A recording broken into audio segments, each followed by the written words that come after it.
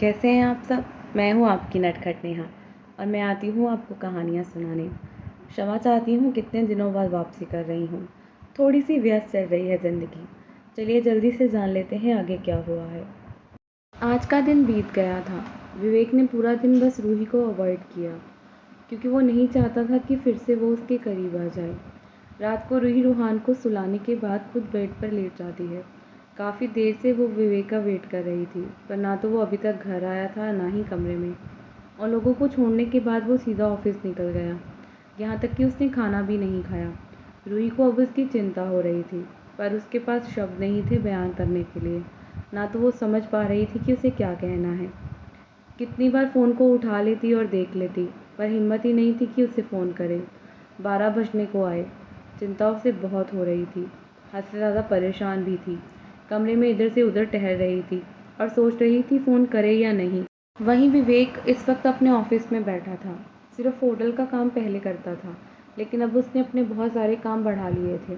उसने एक रेस्टोरेंट नवा स्टार्ट किया था, जिसकी वजह से उसका काम काफ़ी बढ़ चुका था। उसने विदेश में भी अपने 6 महीने लगाए थे। वहाँ भी उसने अपना नया सेटअप शुरू किया था। वो कम ही बात किया करता था, पर उसके दिल से अब बहुत कुछ निकल चुका था। बहुत सारी चीज़ें जुड़ी हुई थी। बहुत कम लोग जानते थे वो अंदर से कितना दर्द में था। वो बार बार सिगरेट पीते हुए सामने पड़ी फ़ोटो को देख रहा था। 12 बज गए थे, लेकिन अब तक घर से कोई नहीं आया, ना ही कोई फ़ोन, ना ही वो घर गया। ऐसा नहीं था कि वो रूही से नाराज़ है या किसी घर वाले से। नहीं, वो उसे बस अपने आप पर तरस आ रहा था। वो रूही के लिए तड़प रहा था, रूही के प्यार के लिए तड़प रहा था, पर रूही उसके पास रहकर भी उसके पास नहीं थी। विवेक के लिए मुश्किल था उसके पास रहकर खुद को उसके पास जाने से रोकना। इसलिए उसने सोच लिया कि वो वापस लंदन जा रहा है, और हमेशा के लिए।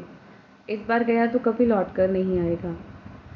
वो रूही की ज़िंदगी से दूर चला जाएगा। वो उसे ज़रा भी दर्द नहीं दे सकता। वो खुद तो दर्द सह सकता है, पर रूही को नहीं दे सकता। अगर वो उसके पास रहा तो दोनों ही दर्द में जिएंगे।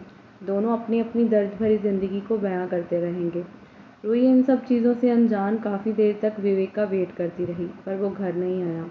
वो सोफे पर बैठी बैठी कब सो गई उसे पता ही नहीं चला। उसकी आंख तो तब खुली जब रूहान ने रोना स्टार्ट किया। रूही काफ़ी देर से सोफे पर बैठी थी, उठी और रूहान के पास आकर उसे गोद में ले लिया। घड़ी पर नज़र गई तो रात के 2 बज रहे थे। विवेक अभी तक नहीं आया था। उसकी शादी को 1 साल होने को आया, लेकिन विवेक कभी लेट नहीं आता, बल्कि वह तो टाइम से पहले ही घर आ जाता है। घर से ही ज़्यादा काम करता है। पूरी पूरी रात रूहान का ध्यान भी रखता है। पर आज उसने इस तरह बिना बताए क्यों किया। वो ना तो आया था, ना ही उसने फ़ोन किया। रूही को अब बहुत गुस्सा आ रहा था। वो नाराज़ थी। उसे समझ नहीं आ रहा था कि वो किस तरह विवेक पर हक जताने लगी है। ये गलत नहीं हो गया क्या? तो वहीं दूसरी तरफ सिटी हॉस्पिटल के 4th फ्लोर पर मानव खिड़की से बाहर देख रहा था। भले ही उसका दिमाग बच्चों जैसा हो, पर उसकी बॉडी काफ़ी अच्छी है। पर उनके ऊपर चोटों के निशान साफ दिखाई देते हैं। कहीं कहीं गोलियां लगी हुई हैं, कहीं चाकू से साफ वार किया गया है। ऐसा लग रहा था जैसे बुरी तरह टॉर्चर किया गया हो, जैसे उसे मारने की हर कोशिश की हो। लेकिन उसे कुछ भी याद ही नहीं है, उसके साथ क्या हुआ और क्या नहीं। वहाँ से वो सिर्फ अंधेरे को देख सकता था।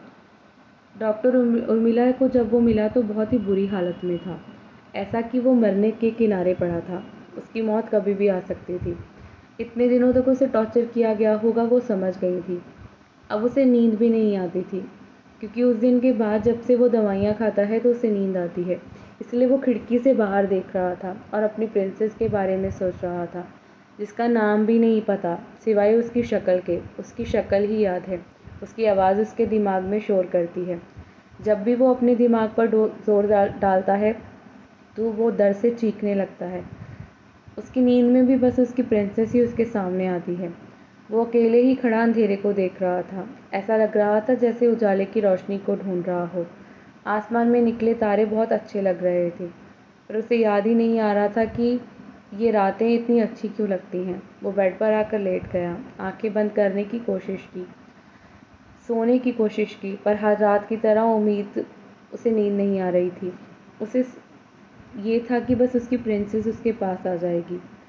सुबह का वक्त, विवेक अपने ऑफिस में ही सो गया था। उसकी नींद उसके अलार्म से खुली। उसने अपनी गर्दन को सहलाया क्योंकि वो दर्द हो रही थी। वो कुर्सी पर सो गया और अकड़न आ गई थी गर्दन में। उसने फ़ोन पर देखा तो 6 बज रहे थे। उसने ज़्यादा नहीं सोचा, पास बने वॉशरूम में चला गया। उसने सोच लिया था कि अब वो यहाँ ही रहेगा। बस कैसे भी करके अपने दिल को समझाना होगा कि रूही उसकी कभी नहीं हो सकती। उसे रूही से दूर जाना है। कुछ भी करना होगा, बस प्लान करना होगा और बिज़नेस के चक्कर में उसे खुद से रूही को दूर करना होगा। वो कैसे अब सब कुछ ठीक करे उसे नहीं पता था। उसे ये भी पता था कि अगर वो गया तो कभी लौटकर वापस नहीं आएगा। अब उसे किसी से कोई उम्मीद नहीं है। वो यादें समेट कर ले जाएगा बस। उसने रात को वैभव को कॉल करके सब कुछ बता दिया था। उसने उसे बहुत समझाया कि वो जल्दबाजी ना करे, थोड़ा सा इंतज़ार कर ले।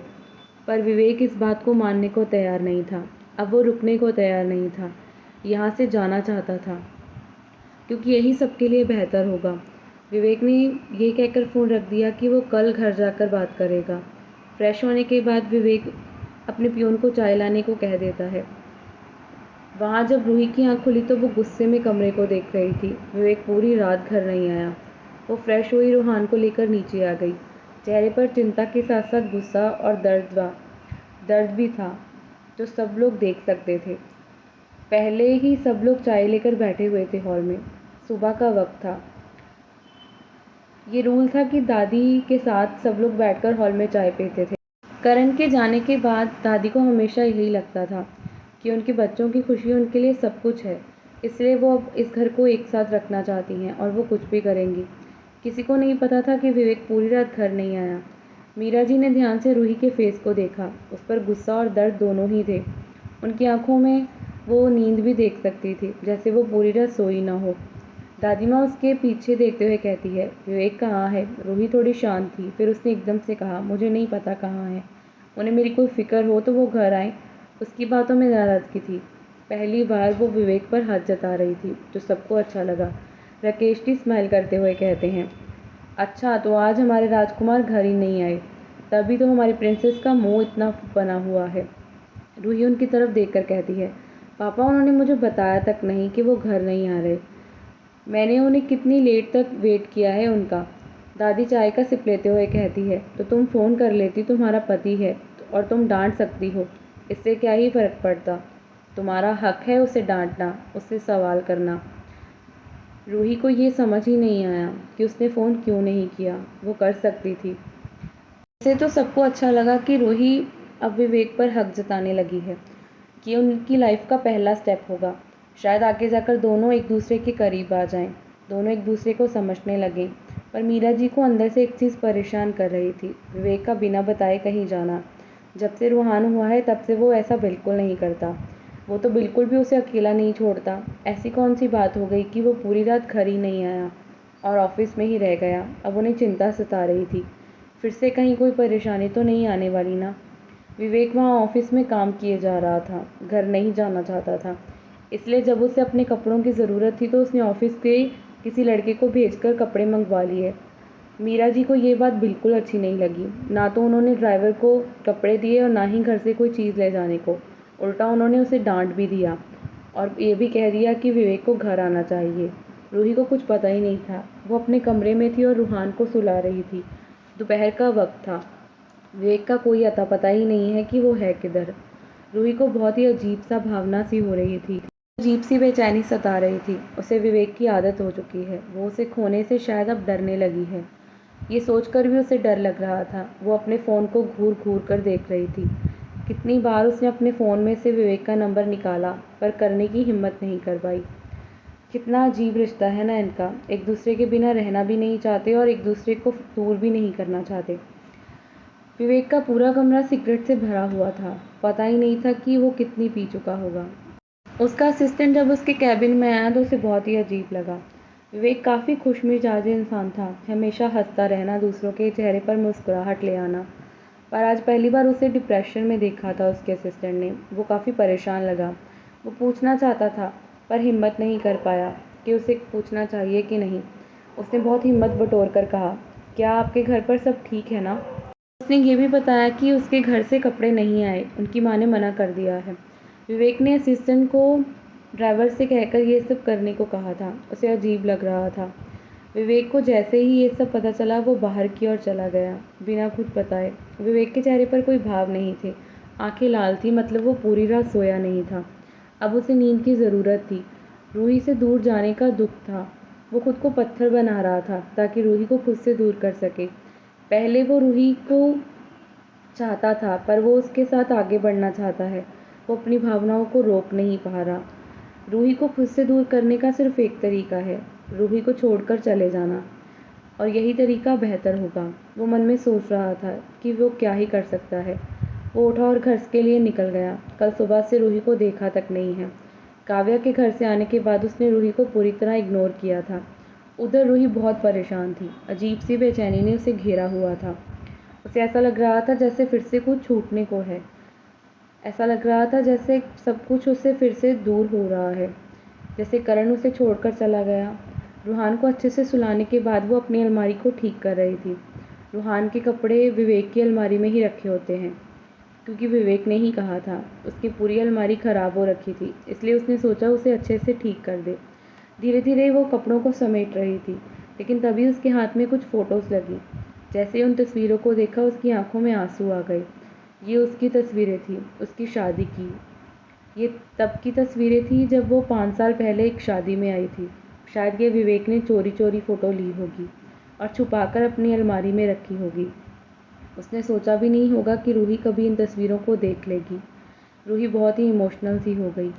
विवेक की भावनाओं को वो इग्नोर करती आई थी। इतने सालों से उसके साथ खेल रही थी। वो लड़का सालों से उससे मोहब्बत कर रहा था, उसके लिए तड़प रहा था, उसके प्यार के लिए। वो गलत कर रही थी उसके साथ, जानते हुए भी अनजान बन रही थी।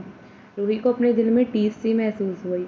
उसने उन फ़ोटोज़ को फिर से कपड़ों के नीचे रख दिया, क्योंकि वो चाहती थी वो अपनी भावनाओं से भाग जाए, क्योंकि वो किसी को हर्ट ना कर दे। वो बाथरूम में जाकर जी भरकर रो लिया करती थी, खुद पर गुस्सा कर लिया करती थी। वो विवेक के साथ कितना गलत कर रही थी, पर वो क्या करे, वो अपने दिल के हाथों मजबूर है। वहीं विवेक जब घर पहुंचा तो मीरा जी और दादी हॉल में ही बैठे थे, और 1 मिनट में विवेक की हालत देखकर वो समझ गए कि ये लड़का पूरी रात सोया नहीं है।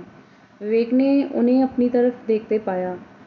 मीरा जी ने उसे बुलाया अपनी तरफ और कहा, हमारे पास आकर बैठो। विवेक, जो अपने ध्यान में ही जा रहा था, वो अपनी माँ के पास जाकर बैठ गया। उसने अपना सिर उनकी गोद में रख लिया और कहा, आपने मेरे कपड़े नहीं भेजे, मेरी बहुत ज़रूरी मीटिंग थी, मुझे घर नहीं आना था। उसकी बातों में उदासी थी। मीरा जी 1 मिनट में भाप गई। वो प्यार से उसके बालों का सहलाते हुए कहती हैं, माँ से चीज़ें छुपाने लगे हो, काफ़ी बड़े हो गए हो आजकल। क्या चल रहा है तुम्हारे दिमाग में? तुम्हें पता है रूही कितनी परेशान है, उसने नाश्ता भी ठीक से नहीं किया। विवेक ने अपनी आंखें बंद कर ली। उसकी आंखों से कोनों से आंसू बाहर आने लगे थे। वो बिना देखे ही कहता है, तो फिर कॉल क्यों नहीं किया उसने? वो कर नहीं पाई क्या मुझे एक फ़ोन? माँ, मुझे वो मेरे साथ क्यों नहीं हक जता पाती? वो परेशान होती है तो मुझे परेशान क्यों करती है? मीरा जी फिर से पूछती हैं, क्या हुआ है मुझे बताओ। तुम दोनों के बीच सब कुछ ठीक चल रहा है ना? विवेक डर से कहता है, आपको लगता है सब कुछ ठीक है? वो आज भी मुझे खुद से दूर रखती है, जैसे मैं उसके लाइफ का कोई कांटा हूँ। वो मेरी लाइफ में मेरी पूरी दुनिया है मेरी नज़र से, पर उसकी नज़र में मैं क्या हूँ? हम उस कमरे में अनजानों की तरह रहते हैं। मैं ये नहीं कहता कि मुझे वो सारे हक दे दे, पर कम से कम मुझसे बातें तो शेयर कर सकती है ना। वो मुझसे दूर भागती है, जैसे मैं उसके पास जाऊंगा तो। इतना कहकर वो चुप हो गया। आगे के शब्द वो बोल ही नहीं पाया। उसका गला भर आया। मीरा जी की आंखें नमी से भर गई। उनके बच्चे दर्द में थे। वो क्या कुछ सह रहे थे। वो क्या ही करें। वो कैसे दोनों को समझाएं। उनका रिश्ता आम रिश्ते की तरह नहीं था। विवेक की बातों में जो दर्द था ना छुपा हुआ, वो मीरा जी और दादी एक पल में समझ लेते हैं। पर वो क्या कर सकते हैं, उनके पास कोई शब्द नहीं है। वो क्या ही करें। ज़बरदस्ती तो रूही के साथ भी नहीं कर सकते, और विवेक को समझाने का कोई फ़ायदा नहीं है। दोनों अपनी अपनी जगह पर सही थे। विवेक उठकर अपने कमरे की तरफ जाता है और कहता है, मैंने एक फ़ैसला कर लिया है। रात को डिनर के टाइम सबको बता दूंगा। उम्मीद है मेरे फ़ैसले के साथ किसी को कोई दिक्कत नहीं होगी, क्योंकि अब मुझसे बर्दाश्त नहीं होता। उसकी बातों में दर्द, गुस्सा सब कुछ था, जिसे सुनकर मीरा जी की आंखों में तो नमी ही भर गई। उन्होंने रोते हुए कहा, क्या हमने इनकी शादी कराकर गलत किया माँ? मुझे लगता था रूही विवेक को समझेगी, उसके दर्द को समझेगी, पर नहीं। वो अब भी वहीं ठहरी है जहाँ 1 साल रुकी हुई थी। करण का इंतज़ार कर रही है जिसके आने की उम्मीद किसी को नहीं है। 1 साल बीत गया उस हादसे को, लेकिन अब भी वो करण की यादों के साथ जी रही है। वो अब भी वहीं रुक कर खड़ी है और करण के बारे में सोच रही है। कैसे समझाऊं उसे? उसका इस फैसला उसकी ज़िंदगी को बर्बाद करने के लिए बहुत ज़्यादा भारी पड़ेगा उस पर। तो वहीं रूही के कमरे में रूहान के साथ रूही को समय का पता नहीं चल रहा था, पर आज उसने बड़ी मुश्किल से रूहान को सुलाया था। रूहान विवेक को मिस कर रहा था। वो बार बार उठकर रोने लगता। विवेक जब कमरे में आया तो रूही आराम से बैठी हुई थी। हाथ में एक बुक पकड़े हुए थी जो काव्या ने दी थी, बच्चों की देखभाल कैसे करते हैं। विवेक देखकर बुक साइड पर रख देती है वो। उसके चेहरे पर अपने आप मुस्कुराहट आ गई, जिसका उसे एहसास भी नहीं था। वो ध्यान से विवेक को देख रही थी। उसे एक पल में समझ आ गया कि ये लड़का पूरी रात नहीं सोया। उसकी आंखें लाल थी। रूही बस देखे जा रही थी। विवेक ने एक बार उसकी तरफ देखा और फिर अपने कपड़े लेकर नहाने चला गया। वो खुद को रोक कर रखे हुए था। वो रूही को तरफ देख भी नहीं रहा था। उसकी भावनाएं कमज़ोर पड़ गई तो वो जो करना चाहता है उसे कर नहीं पाएगा।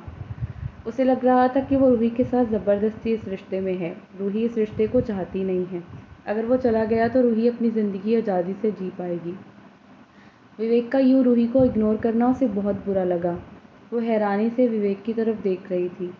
वो दिन से अवॉइड क्यों कर रहा है? उसे समझ नहीं आया। वो याद करने की कोशिश कर रही थी। क्या उन दोनों के बीच कोई झगड़ा हुआ था? क्या कुछ ऐसा था जो रूही को याद नहीं आ रहा था? पर सब कुछ ठीक था ना? विवेक ने रूही से एक मौका मांगा और रूही ने खुद को समझाना शुरू किया कि वो विवेक को एक मौका देगी। वो उसके साथ गलत नहीं करेगी। और ये सोचकर वो खुश भी थी, पर लेकिन अब विवेक उसे अवॉइड कर रहा था।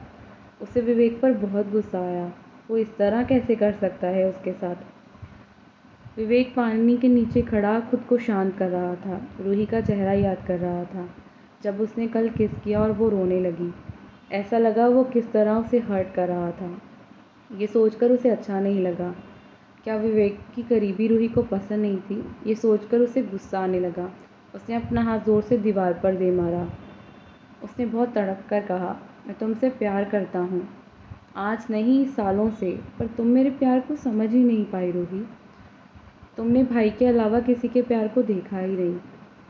मैंने जो प्यार किया वो तुम्हें दिखाई नहीं दिया। बेहतर है मैं तुमसे दूर जाऊँ। मेरा तुमसे दूर जाना ज़रूरी है रूही। मैं तुम्हारे पास रहूँगा तो तिल तिल मरता रहूँगा, और तुम्हें इस बात से कोई फ़र्क नहीं पड़ेगा। तुम्हें मुझसे कभी फ़र्क पड़ा ही नहीं रूही।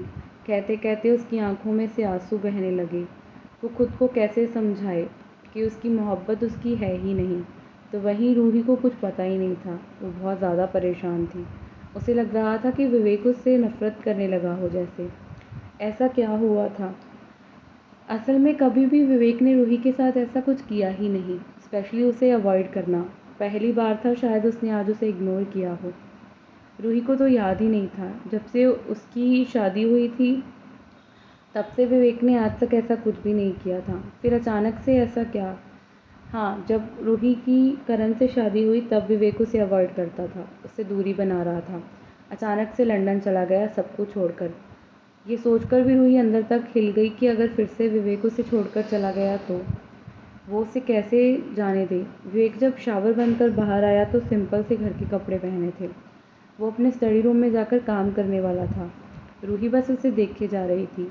वो हर चीज़ नोटिस कर रही थी। विवेक बेड के पास आया, रूहान को सोते हुए देखा और उसके माथे को चूम लिया। एक बार भी रूही की तरफ नहीं देखा। एक बार भी नहीं। रूही को बहुत ज़्यादा दर्द सा महसूस हुआ। उसने अपनी शर्ट की बाजू मोड़ते हुए स्टडी रूम की तरफ जाने लगा, जो रूम में ही बनी हुई थी। रूही को पता नहीं क्यों अंदर से खालीपन महसूस हुआ। उसका गला भर आया। उसने भरे गले से कहा, खाना लगा दूँ आपका? विवेक ने बिना देखे कहा, नहीं, मुझे नहीं खाना। इतना कहकर वो स्टडी रूम में चला गया। रूही की आंखों में आंसू उसके गालों पर आ गए। वो रूहान को देख रही थी जो आराम से सोया था। रूही ने अपने हाथ आंसुओं को साफ किया और स्टडी रूम की तरफ चली गई, क्योंकि उसे जवाब चाहिए था विवेक से। वो इस तरह क्यों पेश आ रहा है उसके साथ? उसने क्या किया है? वो क्यों उसे अवॉइड कर रहा है, उसकी गलती क्या है, वो बताए तो सही। रूही ने खुद को शांत किया और स्टडी रूम में जाकर उसके सामने खड़ी हो गई। विवेक का इस तरह इग्नोर करना उसे गुस्सा दिला रहा था। वो अंदर ही अंदर तड़प रही थी और उसे तड़प महसूस हो रही थी। वो अपनी भावनाओं से लड़ रही थी। जब वो स्टडी में पहुंची तो विवेक अपना काम कर रहा था। पूरा ध्यान लैपटॉप पर था। आंखें उठाकर एक बार भी रूही की तरफ नहीं देखा, जबकि उसे पता था कि वो स्टडी रूम में आ चुकी है और उसने गेट को नॉक किया है। उसकी आवाज़ उसने सुन ली थी। दोनों ही अपनी अपनी भावनाओं से लड़ रहे थे। रूही बिल्कुल जाकर उसके पास खड़ी हो गई और फिर भी कोई रिस्पॉन्स नहीं देता वो उसे। रूही को अब बहुत गुस्सा आया। उसने एकदम से उसका लैपटॉप बंद कर दिया और गुस्से से उसकी तरफ देखने लगी। विवेक ने आंखें उठाकर उसे देखा। उसकी आंखें लाल थी, मतलब वो रोकर आई थी। विवेक को अपने दिल में टीस महसूस हुई, लेकिन उसने अपने चेहरे पर कोई भावना आने नहीं दी। वो इस तरह दिखा रहा था कि रूही की तड़प उससे छुपी हुई है। रूही का गुस्सा भी उससे छुपा हुआ है। रूही का गुस्सा अब और भी ज़्यादा बढ़ गया। उसने एकदम से उसका कॉलर ही पकड़ लिया और गुस्से से कहा, आपको दिक्कत क्या है? कोई खिलौना हूँ मैं क्या, जिसे आप यूँ इग्नोर करके चले जाएंगे? मुझे फ़ील होता है दर्द। कल से आप मुझे इग्नोर कर रहे हैं। कल से आप घर से गायब हैं। लौट कर आए हैं तो इस तरह फ़ील करा रहे हैं जैसे मैं आपकी ज़िंदगी में हूँ ही नहीं। पहली बार पहली बार रूही ने विवेक पर हक जताया, वरना कभी ऐसा नहीं हुआ। विवेक अपना कॉलर छुड़ाते हुए कहता है, मैं तुम्हारे पास रहूं या नहीं रहूं इससे कोई फ़र्क पड़ता है तुम्हें? नहीं पड़ता। तुम चाहोगी तो मैं तुमसे दूर रहूं, तुम चाहोगी तो मैं तुम्हारे पास आऊं। तुम चाहती थी ना मैं तुमसे दूर चला जाऊं, तो मैं वही तो कर रहा हूं ना। वो उठकर रूही से थोड़ा दूर होकर खड़ा हो गया, वो भी अपनी पीठ करते हुए। बहुत ही इमोशनल सा होकर कहता है, तुम चाहती थी मैं दूर चला जाऊं, तुम्हारे करीब आना तुम्हें पसंद ही नहीं है। तुम्हें पसंद ही नहीं है कि मैं तुम्हारे करीब आऊं, तो मैं खिलौना हूँ क्या तुम्हारे लिए? मेरी भावनाओं का क्या? कब से जानती हो? ये भी जानती हो कि मैं तुम्हारे लिए पागल हूँ। तुम्हारी हर हरकत को माफ़ कर देता हूँ, तुम्हारे गुस्से को बर्दाश्त कर लेता हूँ, पर मैं क्या करूँ तुम बताओ? तुम मुझसे दूर रहना चाहती हो, मैं टूट कर तुमसे प्यार कर रहा हूँ और मैं अंदर ही अंदर तड़प कर टूट रहा हूँ रूही। तुम किसी कांटे की तरह समझती हो मुझे अपनी ज़िंदगी में। तुम्हारी भावनाएं भावनाएं हैं, पर मेरी भावनाओं का क्या? मैं अपनी भावनाओं को कब तक रोक कर रख पाऊँगा? तुम्हारे करीब तुम आने नहीं देती, मेरा मन करता है तुम्हारे करीब आने का। मैं हमेशा तुमसे दूर नहीं रहना चाहता, तुम मुझसे दूर भागती हो। मुझे तकलीफ़ होती है तुम्हें इस तरह देखकर। रूही चुपचाप से उसकी बातें सुन रही थी। दोनों ही रो रहे थे। विवेक फिर से कहता है, तुम क्या चाहती हो कि मैं बस तुम्हारे लिए तड़पता रहूं, जैसे सालों से तड़प रहा हूँ? तो ठीक है फिर, मेरे हिस्से में तड़प ही सही। तुम्हें मुझसे दूर रहना है ना, तो ठीक है, मैंने फ़ैसला कर लिया है। मैं हमेशा के लिए जा रहा हूँ, बस आज रात घर वालों को बता दूँगा, अपना फ़ैसला सुना दूँगा, तुम्हारी ज़िंदगी से दूर चला जाऊँगा और मेरे साथ तुम्हारा साया भी नहीं होगा और मेरी ज़िंदगी का असर तुम पर नहीं पड़ेगा। रही बात वहाँ की, तो रूहान बड़ा होकर भूल जाएगा कि मैं कोई था भी, क्योंकि मैं जानता हूँ भाई की जगह तुम मुझे नहीं दे सकती, तुम दे ही नहीं पाओगी। तो रूहान को मेरे बारे में बताने की ज़रूरत ही नहीं है कि मैं उसका कोई था भी और मैं कौन हूँ। काश उस दिन भाई की जगह मैं इस दुनिया से चला जाता, तो तुम्हारे हिस्से में तड़प नहीं आती और मेरे हिस्से में दर्द। विवेक का एक एक शब्द रूही को किसी कांटे की तरह चुभा। उसका पूरा दिल कांप गया। ये सोचकर भी विवेक उससे दूर चला जाएगा। वो आगे बढ़कर विवेक को बताना चाहती थी कि वो तो उसे मौका देने को तैयार थी।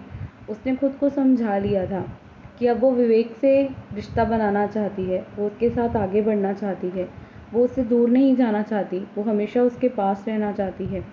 लेकिन वो लड़खड़ा गई, उसके कदम लड़खड़ा गए। वो अंदर से बहुत ही टूटा हुआ महसूस कर रही थी। उसे लगा उसके पैरों में जान नहीं है। उसने जल्दी से कुर्सी को पकड़ लिया, शायद वो गिर जाती, लेकिन शायद देर हो गई थी। वो चक्कर खाकर गिर जाती है। विवेक को उसकी आवाज़ से होश में जैसे वो आया हो। उसने पीछे मुड़कर देखा तो वो गिर गई थी। विवेक जब पलटा तो रूही ज़मीन पर बेसुध पड़ी थी। विवेक ने एकदम से उसे उठाया, रूम की तरफ भागा। उसने उसे बेड पर लिटाया और पानी के छींटे उसके मुंह पर मारे, पर रूही को होश नहीं आया। विवेक नीचे आया, अपनी माँ को आवाज़ दी, वो भी तेज़-तेज़, रूही, रूही। मीरा जी को तो समझ ही नहीं आया कि वो रूही का नाम लेकर क्यों चिल्ला रहा है। रूहान जो सोया हुआ था वो भी एकदम से उठकर रोने लगा। मीरा जी जब कमरे में आई तो विवेक चीखते हुए कह रहा था, रूही बेहोश हो गई, रूही बेहोश हो गई। मीरा जी रूही को देख रही थी। विवेक को कुछ भी समझ नहीं आ रहा था, वो बेहिसाब बस रोए जा रहा था। मीरा जी ने जल्दी से डॉक्टर को फ़ोन करके घर बुलाया। विवेक रूही को सिर को सहला रहा था, वो सच में बहुत बुरा है। जब से उसकी ज़िंदगी में आया है सिवाय दुख के उसे कुछ भी नहीं दे पाया। डॉक्टर ने चेक किया और बताया कि शायद बीपी बहुत कम हो गया है और किसी बात का सदमा लगा है। उन्होंने कुछ टेस्ट लिख कर दिए और वहाँ से चले गए। मीरा जी रूहान को बहुत मुश्किल से चुप कराती हैं क्योंकि वो बहुत रो रहा था। वो उसे अपने साथ नीचे ले गई। विवेक रूही के पास ही बैठा था। 1 घंटे के बाद का वक्त हो गया पर रूही को अभी तक होश नहीं आया। विवेक की आंखों से बेतहाशा आंसू बह रहे थे। क्यों इन दोनों के हिस्से में सिवाय दर्द के कुछ नहीं था। रूही की किस्मत कैसी थी ना। अब वो आगे बढ़ने को तैयार थी तो विवेक उसे छोड़कर जाना चाहता था। शायद उसकी किस्मत में प्यार ही नहीं था और विवेक के हिस्से में तड़प थी, दर्द था, एक तरफा मोहब्बत थी, एक ऐसी मोहब्बत जो अधूरी थी, अधूरी मोहब्बत। अगले भाग में क्या होगा? जो भी होगा अच्छा होगा। कहानी कैसी है कमेंट में ज़रूर बताइएगा। बस कुछ वक्त में ये कहानी ख़त्म हो जाएगी। ज़्यादातर लोगों को कहानी अच्छी लगी हो तो प्लीज़ कमेंट ज़रूर करिएगा। मिलते हैं अगले भाग में। आपके कमेंट हमें मोटिवेट करेंगे ताकि हम जल्दी अगला पार्ट ले आ सकें।